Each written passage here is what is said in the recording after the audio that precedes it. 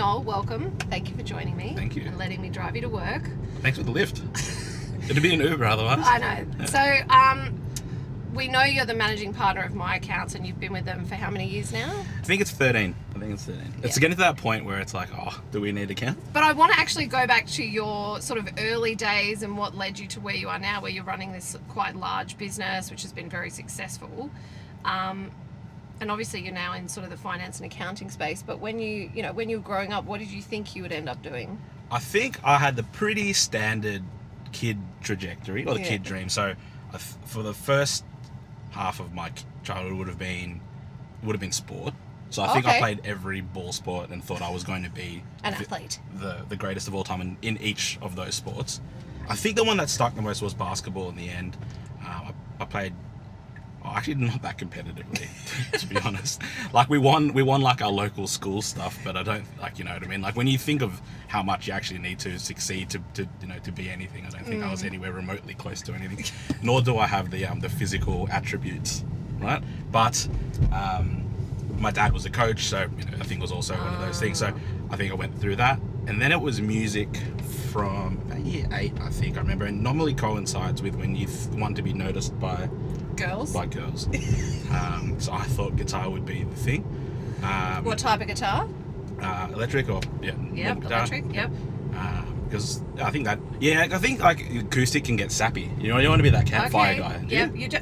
Well, I don't know. Maybe you do. Are you more attracted to the campfire guy or the on-stage it leather depends pants? what age you're at, I guess, right? Like when you're young, actually, maybe electric guitar, and as you get older, you're like, maybe campfire guy. No, you never want the campfire guy. So then I was like, I'm going to be a musician. This is me. This is a great life. I'm going to make it. I'm going to make it. And then you also start to realize, am I that good? Maybe not. I can play a lot of Blink-182 songs really well. But really well. Well, isn't that the era of us in school though? Blink-182. That was it. Like, did you do music and or drama? No.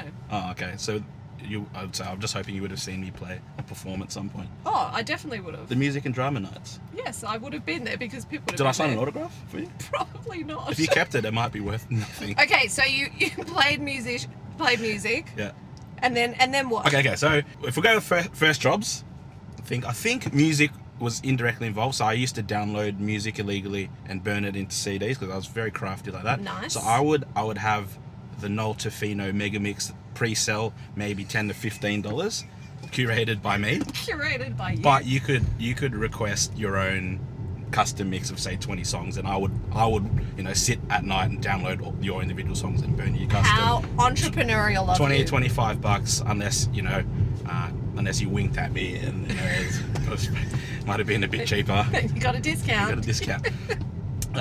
So yeah, that was probably my first, and then I started teaching guitar, which was, I realized the rates I was charging then, about $50 an hour, are still fairly a similar rate to now. Yeah. So I'm like, what? I was probably the richest I'd ever been then. Nice. Maybe. So you were cash heavy. Yeah, cash heavy at 15. Cash heavy. Nice. I was cash heavy. I remember I had it underneath. I kept all my cash underneath this shoebox because I like the notes to be flat. Okay. So it kind of crushed it. It was like nice. that little bit of that. I like CD you've got thing. enough notes that you want them to be flat. That's kind of... Yeah. So I taught guitar, and I remember at the peak of that, I had about 13 students that I saw quite regularly. And how old were you at this stage? I was teaching guitar from 16 through to, I don't know, 20. Yeah, wow. To the point where I was like, I think towards the end, I'd already kind of started at MyAccounts by this point, but towards the end, I was like issuing invoices for like $50 just because I thought that was a cool thing to do. Oh, it was very professional to be issuing an invoice. Yeah. You wanted to be legit. I wanted to be legit. Yeah, I think I did declare some of the money in the end. You would hope so. Some of. Yeah, I did.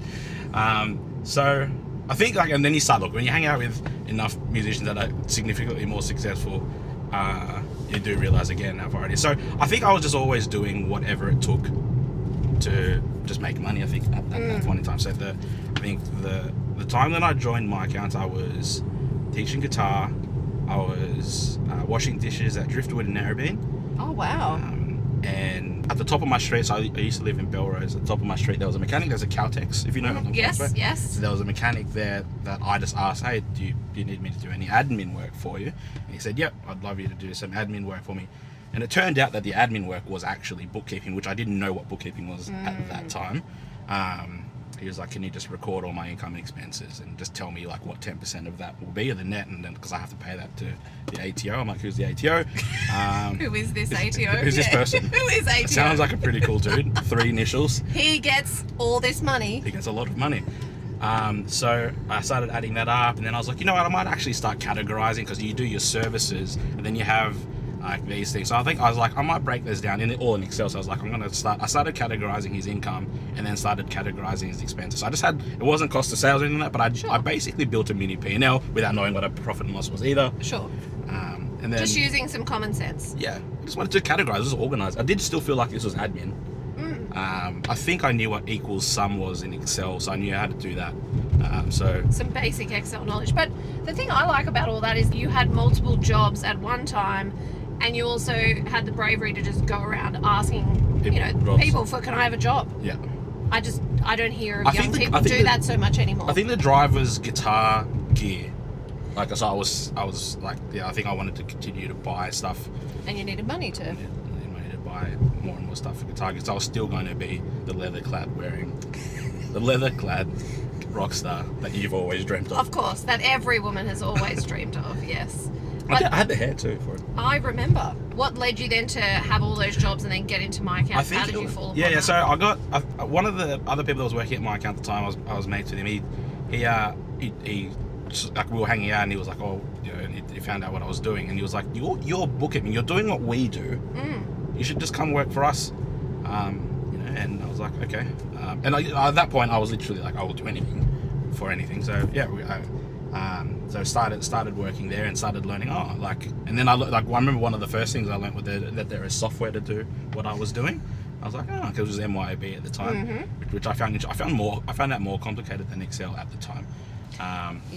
So I think what it was that made me kind of end up gravitating towards staying at MyAccounts or being at MyAccounts was it just seemed like, I don't know if this is the right thing to say, but it just seemed like the path of least resistance, or the easiest thing to do at that time. So washing dishes, teaching guitar, like everything just stayed on. I kept doing everything, but it just seemed like I was progressing, doing more, and there was more to do at MyAccounts. I don't know if there was ever this conscious decision to be like, this is it. This is my path. And then, it's kind of like you blink and then you're there. I think there's this interview that Simon Sinek does, and he was like, when in relationships, often there's not a point when you go from where you're infatuated to you're in love. There's like, it's all the incremental points, and then all of a sudden you wake up and you're like, oh, I'm going to be with this partner for the rest of my life. Yeah. I think maybe in a similar way, I don't think there was just a lot of really small decisions that ended up being there, and then there I was full time, and then everything else just slowed. Like it was then hard to teach guitar. I could only kind of do 2 sessions after work, so I would do a full day of work and then drive to the student's house and teach 1 or 2 lessons. So that would be 2 more stops after work, getting home at like 8 or 9. Which is fine, but I think after a while it's like, oh, do I need to keep doing this? And then it just falls away. How early on did you start to manage people? Really early on, as a function of organizing. So again, like similar to I was doing bookkeeping without doing bookkeeping, I think in a similar way, I think I was managing people without realizing as many people. I'm naturally organized, so I felt it very natural to start organizing schedules, people, clients. It never felt like, the easy things never feel like work. Yes. So yes, I'm getting paid to do a job, but doing this or doing that, like, that wasn't difficult. I think maybe for me what would have been harder is being issued, like complex bookkeeping matters, because that wasn't my training, my skill. Like that, all the team that we had at the time would have been much more qualified than I was. So you kind of, again, path of least resistance, you kind of just do what was both necessary for the business, but also what I was good at. And so you say you sort of ended up doing more of a organizational role, and that sort of transitioned into management. Yeah. Where does that drive to be organized come from? Because it's certainly not in your profile. So why do you do it? Why do you be organized with things? Or tell me more about that. Yeah, it's an interesting question. I've never thought about why I'm organized. I've always just accepted that I am. Because I mean, you know, you do autonomous things when you engage your full conscious brain, you do autonomous stuff. Yes. So when I'm on a call, I tidy without knowing. So it's I'm not too sure why that is. So when I'm completely just in autopilot, I will clean, tidy, and organize. Is it? You like things a certain way? Yeah, perhaps. Yeah. Perhaps I do like things a certain way. Is it that you like things to look neat, or that you like things? I would say, and again, I like at my house, things are very organized. Okay. Is it clean though? I don't know. Like I don't dust. You know what I mean? So it's But those it's kind of things. organised. Yeah, everything looks. And is that because then it's easier to find things? Like, I want to know where that comes from, because you have really low formality in your profile. So Do you think being organized is formal? I think it comes down to like wanting rules and structure. Do you like rules and structure? I do, but I like to. Yes, but I like to. Freely operate within. Yeah. Okay. Yeah. Can we use like You're such a mystery. Yeah, can we use this like a sporting metaphor? So if we got like, you have to be super organized in soccer, right? Yes. You organize your 11 players on the field, and you have formations, right? 4-3-3 or 4-4-2, and you organize the players in a certain way. Then you have a player like Messi from Barcelona, and you put him there, and there's a structure, and he's got a role, but he also has the license to not operate within. No, I'm not sorry. That when I was midway through that, I realized how bad that sounded, because that's making me sound like him, and I don't want to put myself to say in any respect that I'm the greatest Soccer player ever. You did say you were very good at ball sports early on, so you know. Yeah, again, sadly, I lack the physical attribute. What did you find really hard early on, once you started to actually properly manage people? What were some of the initial challenges you had with dealing with people? I'll think of my first, big error, maybe, I remember we had to make this decision. We needed middle management. We needed like a gap. The team was growing to a point where we needed an additional layer, just to help out. And we did the quintessential management leadership era, which is the person who's been there the longest and who is the best at that role, right? The quintessential era. So this guy was a weapon goalkeeper, like everything in record speed, really good, knew his stuff. I miss him, I talk to him from time to time. Really good at his job. So it's the natural progression, and they want to progress too. They want to progress, or they want to at least.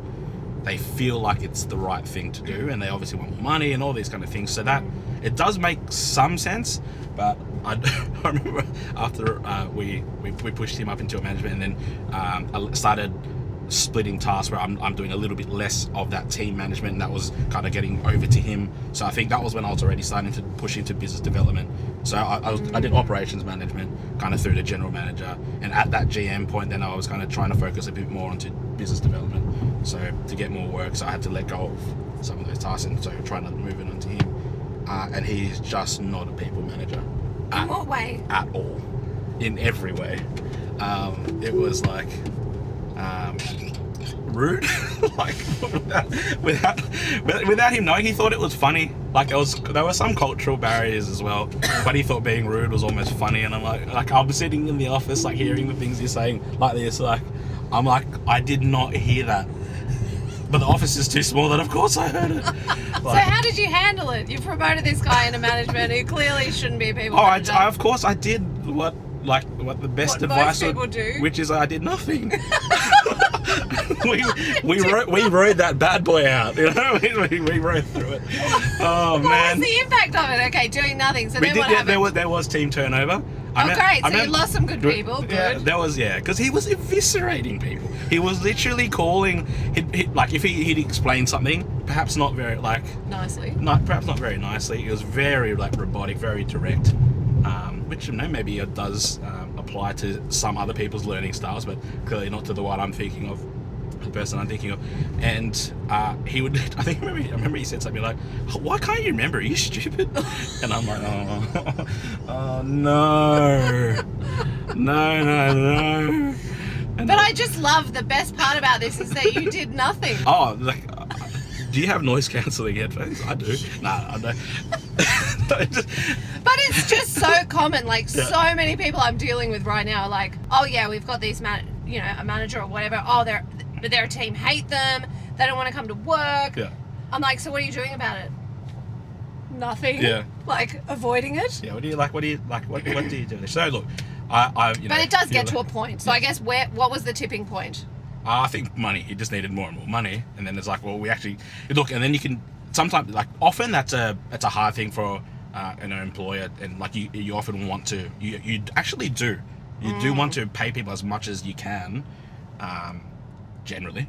Yes. And then there comes a point where it doesn't make sense to the budget, or you're going over budget to pay this. But maybe in a situation like the one I was just describing, it can be a positive excuse. Yeah. Be like, we can't continue to increase at the rate that we are. But ultimately, then he's probably left on his own accord because of money, not because he's been managed out, because he has terrible people skills. He did leave us. Like I said, like I do flick him a text every now and then. So I still flick most people that I've ever worked with. But like you said, he was very good at his job. Yeah. Like, and this is the challenge when you're like a really good performer and then you get promoted into management. Yeah. And what type of training or development did you give him to be a manager? None. Yeah. That's literally common problem 101. Yeah. Let's promote him because he's really good at his job, and then not give him any skills. Yeah.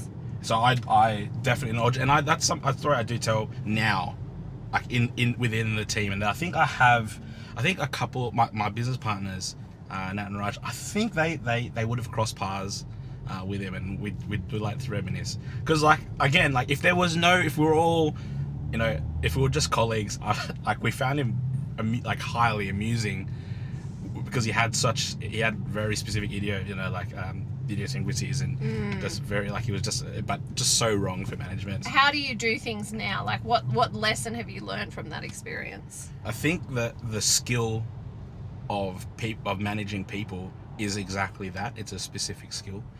Acknowledging that, I think, is the first point, and that not everybody is both able, willing, when you really break it down, of what it takes to manage and lead people. So I think what we delineate a little bit in our ops and management team, between management and leadership. We do think of management as our operational management focus, but then we actually have our leadership components to our as our tasks. So like the monthly one-on-ones, or the weekly scrums and huddles, and some of the things that we need to do to continually develop leadership skills, people skills, or I think people refer to them as soft skills now. But if that is a role that you're going to take on in our company, that there is development in both your technical skills and your leadership skills of people, and that is something that falls within my remit at MyAccounts now, and I think that's a factor of experience, and the fact that I've made these errors, and I know the impact of what good and bad management and leadership does. And so for you, when you think about what is good leadership look like at MyAccounts now, from your perspective, how do you articulate it to people? If we go from an issue point of view, when there's an issue, I break it down into issues are generally because there's a failure to follow process, a failure of process, or a failure to manage the process. So I think that's why I like to have some structure and organization. I like that to be present, so that as soon as there is an issue, like I like to go quite robotic about it, so that it's less emotional, and it's less direct. It's not. I really dislike it when be like, you've messed up. I hate that sort of stuff. It's all right, cool. So this has happened. Let's look at which one of those three things it was. So if you're starting from, so I think the point I was trying to make is, I like to have the systems and processes in place so that you can develop your skills within that, and you can start to identify not a person, but you start to identify, like, that a person isn't responsible for errors necessarily. It's a process or something like that. I think, like, my chairman early on said to me, like, people don't wake up and think, I'm gonna be bad today, or I'm gonna try and make some mistakes. No one does that. Or well, Majority of people don't wake up and feel that way. Yeah, no. I mean, like, you can wake up and be like, I'm gonna not. I don't know. I'm a bit tired. I'm not going to be at 100%, and that's okay. Yeah, that definitely everyone has those days. But no, I don't. I believe in the best people. I really don't think people are going in and saying, I'm going to stuff up today. And if you're going in with that understanding, it's important to me that people don't think that they've messed up and they're taken on. Although that there are aspects of that responsibility that is nice, that ownership of your area. However, just moving past that really quickly and be like, okay, cool, let's look at what fell through, what happened, and what can we do together to rectify that. And look, you hire a lot of an array of people, but you also do hire an element of some younger people that come into the workforce. Yeah. How do you get the best out of them? Yeah. So I like knowing. It sounds so silly, so simple. Get to know the person. If they're in my team, I get to know them pretty intimately. I want to know about your life. What makes you tick? What are your outside of accounting? Who are you outside of accounting? And that's actually where I'd probably pour all my effort into, because I have people. I have a CFO. I have a COO. I don't need to focus as much on their technical development. I have other people for that. Sure. So I get to then focus on, all right, what's gonna make you tick? What's your drive? Daniel Pink's book, Drive. Am I providing that autonomy, mastery, and purpose for them to be able to push forward? So I think when you're building that, when I'm building that with the respective team members, that's the most important thing, and identifying what their skill sets are, aside from that, and pushing that as much as possible. So what are the things that make you want to go to work every day? Can I maximize that for you? What are the things that you don't like as much? Is it possible within your role for me to try and minimize that for you? There are definitely, there's always going to be stuff that we don't naturally want to do. There's always admin, Sure. But if there is stuff that you love doing within your role, how can I maximize that? How can I clear the path for you to do as much of that as possible? Because ultimately, I've found that is going to be the thing that's going to make people stick to the role more than, say, money or... 100%. It's that alignment to their job, and that they actually... That purpose. And they've got the drivers, coming back to drives, they've got the drivers that are aligned with that job. So, if they love being organised and diligent, that they're looking after things where they can be that person. Yep. And if they like process, they can be in a role that allows them to do that. Yeah. We've just found lately that one of our managers just has this natural knack for upselling, and she builds rapport really quickly, really well, really easily. And so she's really, really great front facing, and we're just now I'm almost kind of thinking it out loud, and we're working it as I go, but thinking, all right, well, what can I do? Because there's obviously huge advantages for that for the business and for her, because she enjoys it so much, and because she enjoys it so much, she does it. Yeah. And then focusing that, thinking about that, and be like, okay, well, what can we do to maximize that? And I think that's leadership in many ways, because you're thinking about how can we maximize this person's potential in the business? How can we let her be her, play to her strengths, and find an opportunity for her that we didn't currently have? Yeah. So that's leadership. Yeah. I have 2 non-executive directors, and they're both CEOs of listed companies. So very blessed to have them on board. Yeah, wow. And they provide a lot of guidance when necessary. It's really good for someone like me who can be a bit erratic, and I can chase the shiny things, and they can keep me focused. But they always say quite poignant things about simplifying, and so I remember he said in the last time we caught up, he's like, no, the company's not so big that you can't, it's just that reminder. I know we're always trying to be world beaters, and we're always just trying to accomplish and they overachieve, and but sometimes it's nice to get from his perspective to be like, no, the company's not so big that you can't just do it yourself, or you can't go and have a conversation with them. Yeah, so it's like the company's not so big that you can't just create augment this role just because it doesn't fit in your nice little tidy rubric or whatever. Just good do reminder. It. Just do it. Just do it. Just do it. We're still an SME. Just do it. And what advice would you give for those younger generational people that are coming up through the business in terms of how they manage their own career? Because I think there is still some 100%. you know, expectation around, well, what opportunity are you going to give me, Noel? Mm. Like, what advice do you give those people who want to grow but kind of expect it? What can they be doing? It's part of the thing, like there is a part of natural timing and growing up. If we're talking about younger people coming through, I think about my growing up journeys. I think the biggest thing for me was when I felt like the business also started to accelerate as well, and we started to get a lot more success with our like accounting partner channels and some of our more strategic plays, was the further development of an authentic self and our authentic brand. So even like I think we even still have some remnants of I wouldn't say an inauthentic brand, but I think so. MyAccounts was super corporate in its early days. I think we always wanted to be bigger than we were, or we wanted to, and that's because we set out to be distinct from the market by pushing qualified staff. We're saying we're qualified, so it was very like suit and tie. Then in the development of MyAccounts, we started realizing that it isn't us, and nor is it our client base. You know what I mean? Like, we have professional services. But we're bookkeeping for small businesses.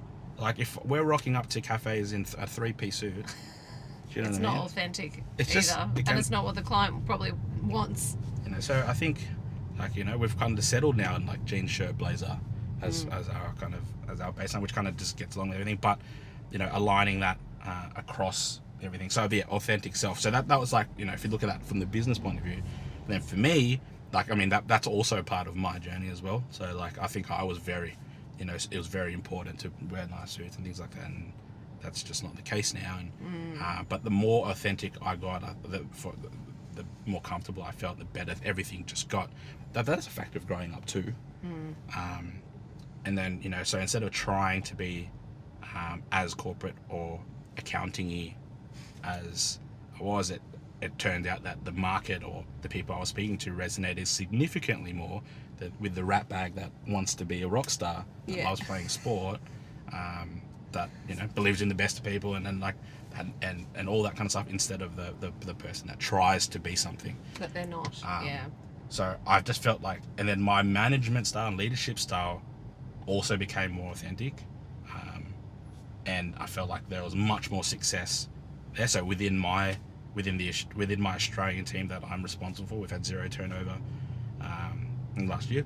Wow. Last 12 months. That's great. So I'm like, I think that like authentic leadership, authentic self, which takes time to develop. But I think I would like, if I had someone fresh, you know, like just out of uni, I'd say just have this in the back of your mind that you are already, you know, the best that you are in certain things, and just develop on it, you know, and just don't feel like you need to be someone or something.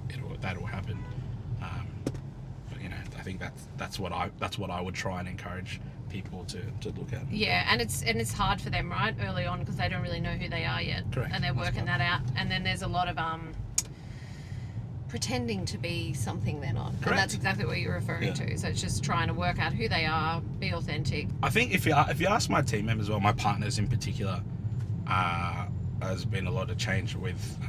I was actually even talking to some of my close network as well over a long lunch a couple of days ago, and they were saying that I've relaxed a lot, and that I could get prickly if if things weren't going my way or things like that, you know, and so I could be a bit like that, and that's just not the case anymore. And they just felt that like I could get eggshelly, and I said that hasn't been around for ages. Oh, right. So like they're long enough that, you know, They've seen that journey in you. Yeah. And I was trying to be something, as opposed to now.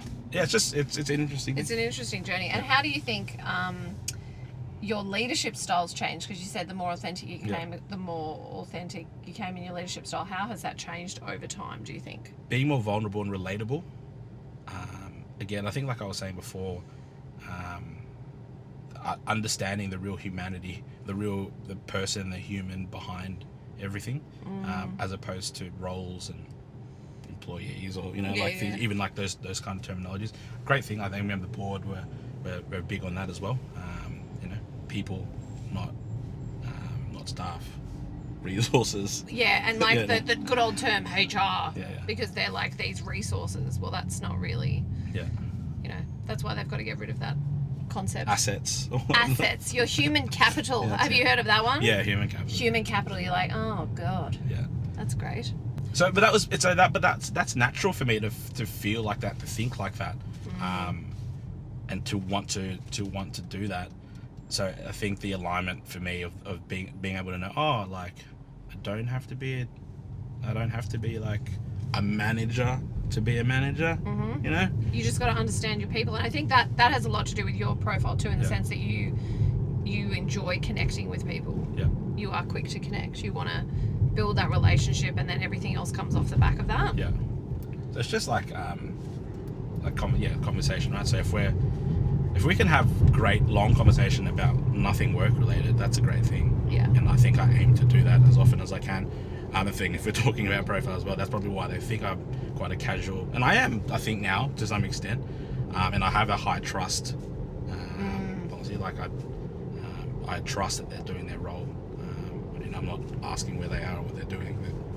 Yeah, which is also a part of the culture that you've created, which is more around trust and accountability. Definitely results in output as opposed to like. And how do you do that in reality? Because I think a lot of people are like, oh, we want our company to be, you know, objective driven and, you know, results focused, but then they still get into the micromanagement zone. Yeah, I think the first that you have to set it up appropriately. So how have you guys set it up from your perspective? Make it very clear what the goals and responsibilities are for each person and the company. So our results month to month are like full P&L, transparent to the team.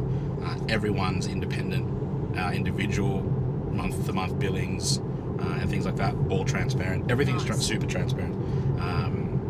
Everything's that I'm accountable for, new growth and things like that, transparent.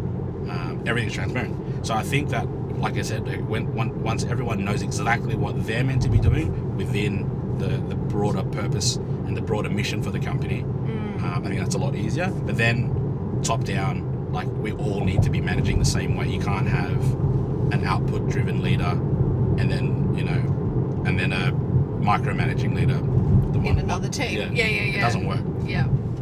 And it comes down to trust too. But ultimately, I think what you're saying is that transparency. If everyone can see how everyone else is being measured and viewed, well, it's transparent. Well, I think that like what's transparent is, you know, success is transparent, but problems are transparent. So if everything's transparent, everyone knows whether you're in a management role or not. Everyone knows what's wrong or what's going wrong. And how do people feel when that happens and it might be focused on them or their area? How have you? I think that the team always support each other. They always have naturally. So I think like before things are an issue, there's already things in place to try and rectify that within each other. When we do our our internal surveys, what do you love about MyAccounts? What can we improve? All those kind of things. Yeah. It's all, the team is always the number one thing that people love. The reason why they stay, the interaction. So that people love each other at MyAccounts most. So something like I think that's the biggest thing. I think people will innately always want to help each other. Again, like I believe in the best people. People aren't going to work to be cruel to someone. I don't know. But also, I think what happens is you attract a certain type of caliber of person as well, and then that then creates the culture of the way things are done around here, and it brings the best out in other people. It'd be difficult to be a micromanager at MyAccounts. You get. It would stand out. Rather than than like, that's just the way we do things around here. Yeah. Thanks for watching. If you enjoyed this video, feel free to subscribe and click the notification button so you get regular updates on our new content. And if you want to know what drives and motivates you, feel free to share this video in your network and click the link in the description and take the free Predictive Index behavioural assessment and find out what drives and motivates you at work.